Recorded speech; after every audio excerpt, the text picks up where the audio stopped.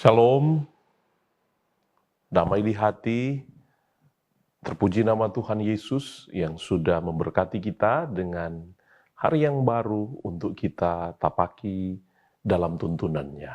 Untuk itu, membaca firman Tuhan, mari kita berdoa. Ya Bapa di dalam surga, kami bersyukur untuk kasih setia dan berkat-berkat yang boleh kami terima di tengah-tengah kehidupan kami, di hari yang baru, kami boleh menikmati kasih Tuhan yang selalu baru tiap pagi itu. Dan sepatutnya kami bersyukur kepadamu. Dan dalam rasa syukur, kami pun hendak melakukan apa saja yang Engkau ingini. Sebab kehendak-Mu adalah kebaikan yang luar biasa di tengah-tengah kehidupan kami. Maka kami perlu firman Tuhan dalam tuntunan Roh Kudus sehingga kami mengerti untuk berlakukan apa saja kehendak-Mu bagi kami. Di dalam nama Yesus, firman yang hidup, layak dan berkenanlah kepada kami menyambut firman-Mu. Amin. Jemaat yang dikasihi oleh Tuhan Yesus Kristus, dengarkanlah firman Tuhan, 1 Korintus 3 ayat 18 dan ayat 19.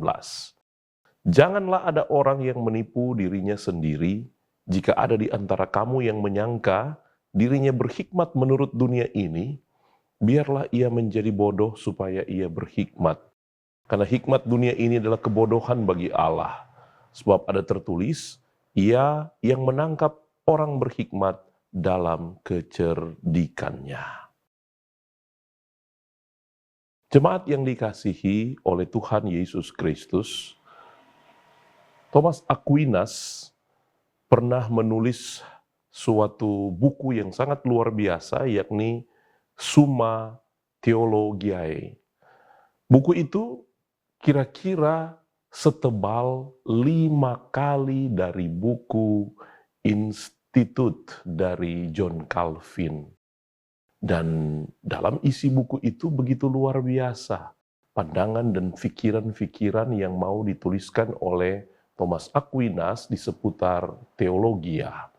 Tapi di suatu kesempatan Thomas Aquinas berkata bahwa itu semua hanyalah sama seperti jerami. Ya, bukan berarti buku itu tidak berguna, tetapi Thomas Aquinas saya kira punya perspektif lain ketika dia melihat kepada Kristus. Terlebih ketika dia boleh melihat kepada teladan seorang Rasul Paulus yang di dalam segala keberadaannya Rasul Paulus tetap sabar.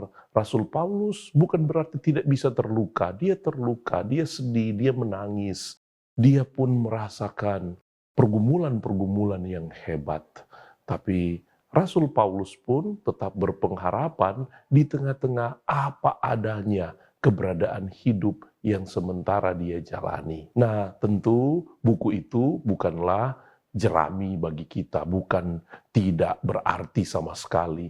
Tapi justru dengan apa yang disampaikan oleh Thomas Aquinas itu mau memberi pelajaran bagi kita bahwa hal yang paling luar biasa pun dengan pandangan teologi yang luar biasa, maka ketika dia melihat kepada Kristus, maka dia merasa semuanya menjadi sia-sia tanpa Tuhan Yesus.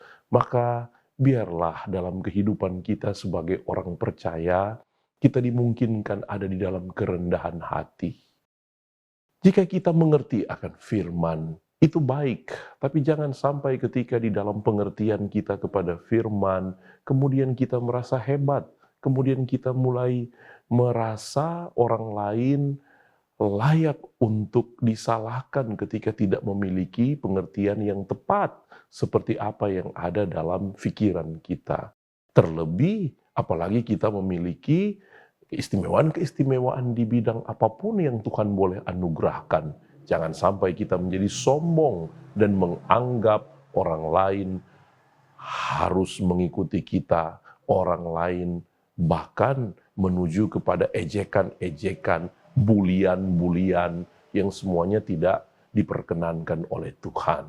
Tapi Rasul Paulus ketika dia mengatakan bahwa ada material-material berupa batu permata, emas, perak, tapi ada juga yang bisa terbakar seperti jerami dan golongannya yang dia sebutkan. Maka marilah dengan kesombongan itu hanyalah benih-benih penghancur persekutuan, tetapi juga menghancurkan diri kita sendiri. Karena itu, biarlah ada di dalam kerendahan hati untuk menyambut hikmat Allah yang besar yang boleh Dia karuniakan di dalam Yesus Kristus. Sehingga kita boleh mengerti, menyelami Kristus di tengah-tengah kehidupan kita di mana kita pergi dan berada, sehingga bukan lagi kita, tapi hikmat yang besar itu, yakni Yesus Kristus yang hidup dan berjalan bersama-sama dengan kita. Selamat menikmati hikmat yang dari sorga.